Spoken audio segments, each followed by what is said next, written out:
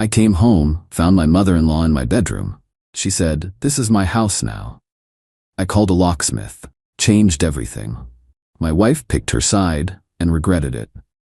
I'm 34 male, a logistics manager, which is a fancy way of saying I spend my life making sure things move from point A to point B in an orderly fashion.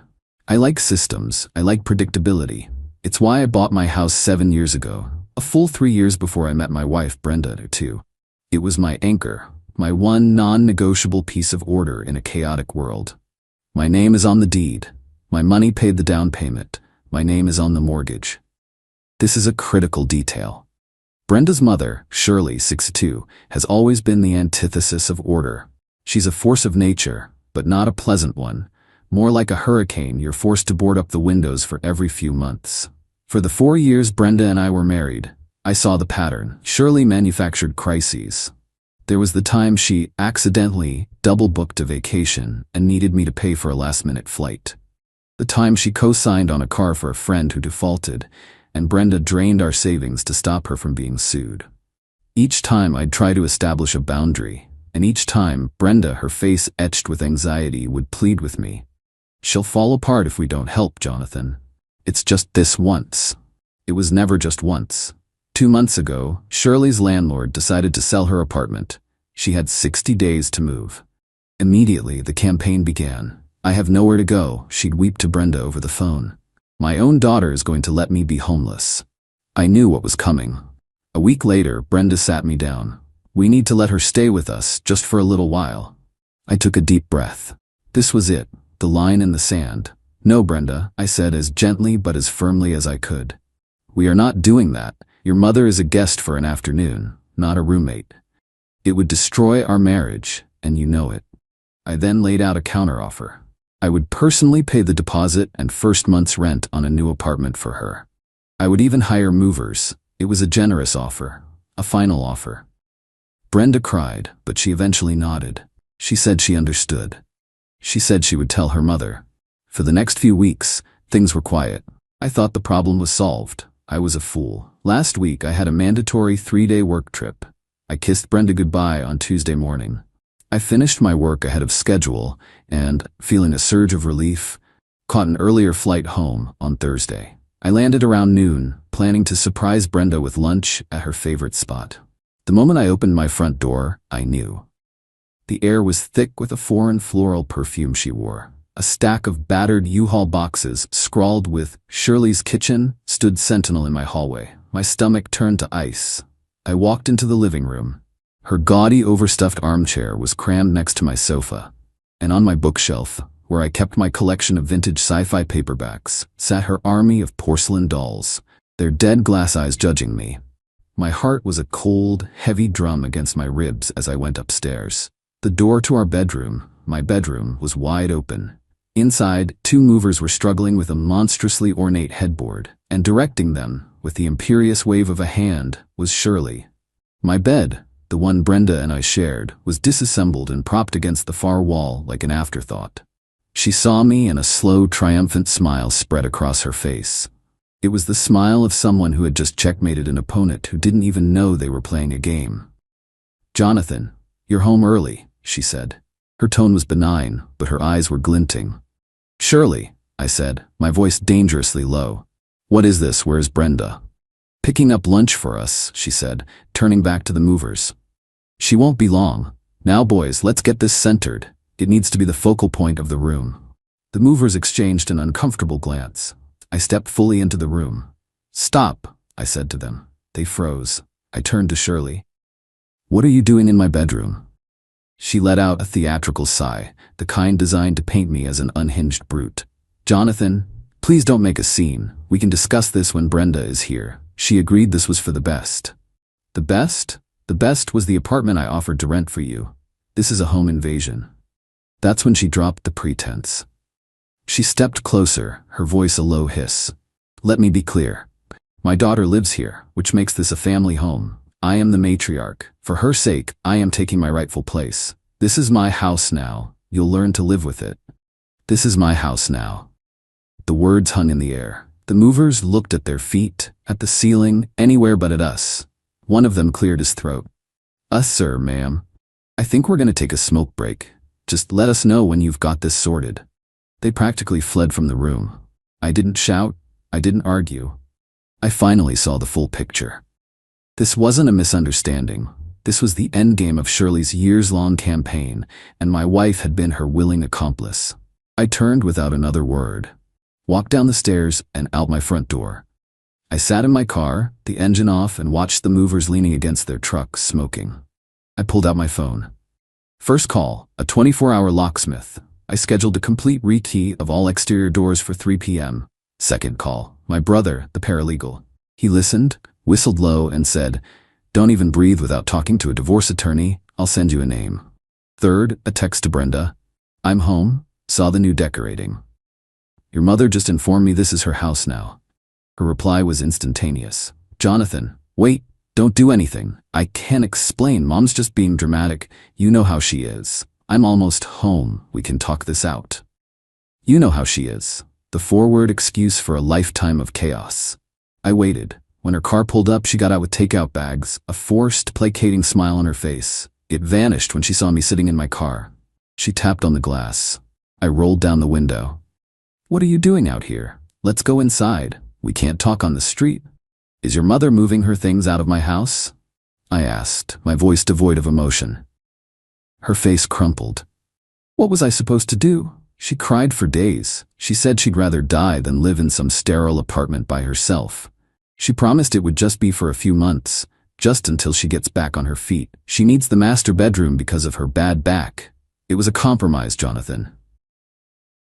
A compromise you made with my life and my property, without my consent. I'm going to a hotel. A locksmith is coming at 3 p.m. You and your mother have until then to vacate my house. You can take your things. Your mother can take hers. Leave my keys on the kitchen counter. Her expression hardened, the pleading replaced by her mother's fury. "You're kicking me out? Your wife? Over a bedroom?" "I'm securing my property from a hostile takeover you co-signed," I said. "You have until 3. I started the car and drove away. I didn't look back, I just drove. I am now sitting in a soulless hotel room staring at the wall. My phone has been a constant buzz of texts and calls from her father, her aunt. I am, in their words, a cruel, heartless monster. Maybe I am. But I also feel a strange, cold clarity I haven't felt in years. I gave her an out. I gave her a solution. She chose her mother. And now I'm choosing me. Update 1. The dust is starting to settle, and it's uglier than I imagined. Thank you for the messages of support. It's grounding to know I'm not losing my mind. I returned to my house at 3:15 p.m. that Thursday. The locksmith's van was parked outside. Brenda's and Shirley's cars were gone. A mountain of Shirley's junk, the floral armchair, boxes of knickknacks, lamps, was piled haphazardly on the curb. It looked like they'd left in a hurry. Gary the locksmith was a pro. An hour later, I had a new set of keys in my hand. They felt solid, definitive.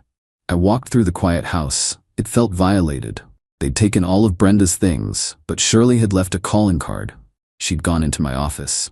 On the desk I keep my grandfather's watch, an old Omega Seamaster from the 60s. It's not a museum piece, but its sentimental value is immense. The display case was there, but it was empty. In its place sat one of her hideous porcelain dolls, a little sailor with a chipped smile, a trophy, a final, petty act of conquest. The theft of the watch was a calculated move, meant to wound me in a way moving furniture couldn't. I took a photo of the doll in the empty case. I documented everything. Then I sent a single text to Brenda. "Your mother has stolen my grandfather's watch. I have already filed a police report for theft. The case number is 8675309. They informed me that knowingly possessing stolen property is a crime. She has 24 hours to return it before the police follow up." This was a slight exaggeration. I had only filed the report online. I hadn't spoken to an officer yet. But the official number was real. The threat of police involvement was the tool. The blowback was immediate. Shirley, using Brenda's phone, sent me a novel-length text tirade. I was a liar. I was ungrateful. The watch was a piece of junk she'd taken as a down payment for the pain and suffering I'd caused. She was building her own absurd legal case via text message. Brenda called me, sobbing. "They're going to arrest my mother? Jonathan, you can't do this. It's a watch." It stopped being about the watch the second she put her hands on it. It's about a pattern of theft and disrespect you have enabled for years. 24 hours, Brenda. Have her leave it with the concierge at my hotel. No contact. I got a call from her father, Larry, next. He's always been steamrolled by Shirley, a perpetually bewildered man. Son, you have to be reasonable. You've kicked them out, isn't that enough? You're tearing the family apart. Larry, your wife tried to annex my home. Your daughter helped her. They tore the family apart. I'm just cleaning up the rubble. Tell Shirley to return the watch. The deadline came and went. Nothing. So, the next afternoon, I walked into the local precinct with my phone, showing the text messages from Shirley admitting she had it. The desk sergeant read them, raised an eyebrow, and took my statement seriously. He said the texts established clear intent and that a detective would be assigned the case, though he cautioned me that these things can move slowly. That was enough. 2 hours later, a frantic Brenda called. A detective had left a voicemail for her, referencing the case number and asking for a statement from Shirley. The official gears were turning, even if slowly. "Are you happy now?" she shrieked. "You've sicked the police on a sick old woman." "She's a thief, Brenda. That's not a medical condition." Her voice dropped, filled with a chilling venom I'd never heard before. "You will regret this, Jonathan. I swear to you, I am going to make you regret every second of this." I believe her. I regret that the woman I married is a stranger to me. I regret I didn't have the courage to draw this line years ago. Last night, I took Shirley's ugly armchair from the curb and personally drove it to a donation center. It's a small act, but it felt like an exorcism. I'm taking my house back, one piece at a time. Update 2. The war has moved to a new front: public opinion and financial warfare. First, the watch reappeared. It was left in a jiffy bag with the front desk at my office, no note. The fear of a larceny charge was enough. I'm having it serviced, just in case Shirley's spite is radioactive. The day after my last post, Brenda and Shirley showed up. I saw them on my Ring camera, ringing the bell, then banging on the door. I sat in my office and watched them on my phone. Shirley was yelling, her words a muffled stream of invective. Brenda was just crying. After 20 minutes, they gave up. A few days later, my brother sent me a link. Brenda had started a GoFundMe. The title was "Help Me and My Mom Escape Abuse." The photo was a carefully staged selfie of them in their hotel room, looking wan and tearful. The description was a work of pure fiction. It claimed I was a volatile alcoholic, I have a glass of wine with dinner maybe twice a week, who in a drunken rage had thrown them out into the night with nothing. She'd set a goal of $10,000 for a safety deposit and legal fees to fight for my rights. She'd already raised nearly $800 from her extended family and friends who didn't know any better. My first instinct was to post a comment, to fight back with the truth. But my lawyer, Stephen, is worth every penny. "Don't," he said. "Don't engage. Just document. We'll use their lies against them at the right time." So I did. I saved screenshots. Then I had my lawyer draft a formal email to Brenda, CCing me. It stated that she had one opportunity to retrieve her personal property on Saturday between 10 a.m. and 2 p.m. It specified that her mother was not permitted on the premises and that any deviation would be considered trespassing. It also stated that the entire process would be filmed. This, of course, led to another flurry of texts about how cruel I was, but she agreed. On Saturday, she arrived with her father. Larry looked ashamed, unable to meet my eyes. I had systematically gone through the house and packed everything that was unequivocally hers into boxes and stacked them in the garage. I stood at a distance, my phone recording. She was all business until the end. "Where's the Vitamix and the new OLED TV?" "Brenda, the blender was a housewarming gift from my sister to me when I first bought this place. I have the receipt for the TV dated 1 year before I met you. They are not marital property." "But I used them. We're married. It's our stuff." "No," I said as gently as I could. "It's my stuff that you had use of while we were married. That courtesy has now been rescinded. My lawyer has the paperwork. The divorce is being filed Monday on the grounds of irreconcilable differences. And by the way, that GoFundMe you started? Any funds you collect are considered marital assets you are actively hiding. Intentionally deceiving the court is a very, very bad look." Brenda went white. Larry stepped forward, wringing his hands. "Son, a divorce? Isn't that a bit extreme?" Extreme was conspiring to steal my home, Larry. This is the logical consequence. They left. By that evening, the GoFundMe page was gone. The latest trick was the most insidious. Shirley somehow got my mother's phone number from an old Christmas card list Brenda had kept. She called her, weeping, telling a heartbreaking story of a daughter abused by a cruel man.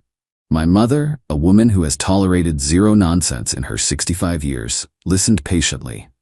When Shirley was done, my mom said, "Shirley, I know my son, and I know he owns his house. If you thought you could just take it from him, then you're not just a bad house guest, you're a fool.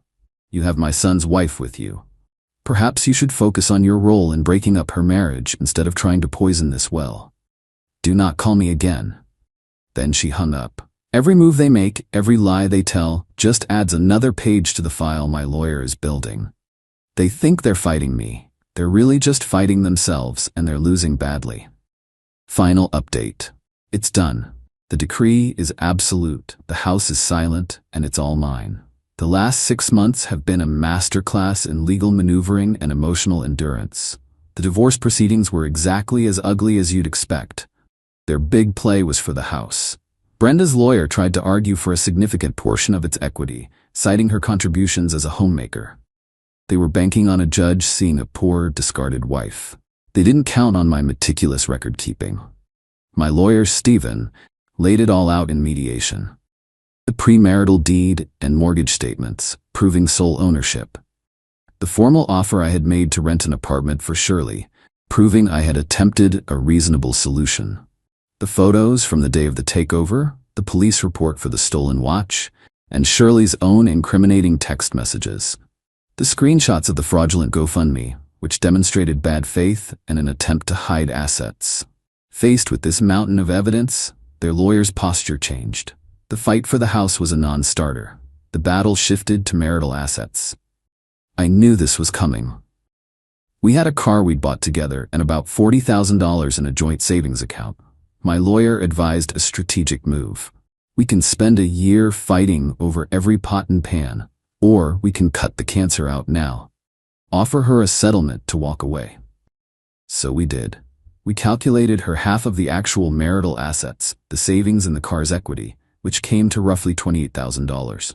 My lawyer drafted an offer, a one-time lump sum payment of $30,000. In exchange, she would waive any and all future claims on any other property and agree to an uncontested divorce. She fought it at first. Shirley, I'm sure, was whispering in her ear about getting 6 figures. But her own lawyer, likely realizing he couldn't win with their mountain of bad faith actions, must have told her it was the best deal she would ever see. After a week of bitter silence, she accepted.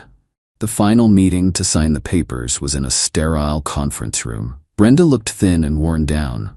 The fire in her eyes was gone, replaced by a dull, permanent resentment. Shirley was there, of course, lurking behind her like a malevolent shadow. After signing, Brenda cornered me in the hallway. $30,000, she hissed. That's all I'm worth after 4 years? I looked at her, really looked at her, and felt a profound sadness. This was never about what you were worth, Brenda. It was about what you were willing to throw away. You had a life. You had a home. You chose her. This is the price of that choice. Shirley started to step forward, her mouth opening to spew her usual venom, but Brenda shot her a look of pure exhaustion. Stop, Mom. It's done. It was the first time I'd ever seen a flicker of rebellion in her, and it was 6 months too late. The consequences have been the natural result of their own actions.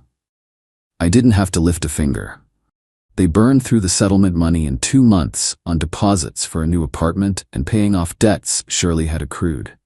They live in a cramped 2-bedroom unit in a town an hour away. A mutual acquaintance told my brother that Larry, Brenda's dad, visits rarely, and that the fighting between mother and daughter is constant. Shirley got what she wanted, her daughter all to herself, and now they are trapped in a small space, with Brenda working a second job on weekends to pay the bills her mother runs up. As for me, the silence in my house was deafening at first. I methodically purged every trace of them. I painted the bedroom a calm, quiet gray. I sold the bed we shared and bought a new one. I took my grandfather's watch, my artifact of independence, and it now sits on my nightstand. It's a daily, tangible reminder of what I fought for: my history, my peace, and my home. I'm slowly stitching my life back together. I've reconnected with old friends, I've started hiking again. I sit in my dad's old leather chair in my quiet living room, and I feel stillness. A profound, hard-won peace. I don't wish them ill exactly. I just wish them elsewhere. They are the architects of their own misery. And I am the sole, undisputed owner of my quiet, orderly life. And for that, I am deeply, profoundly grateful.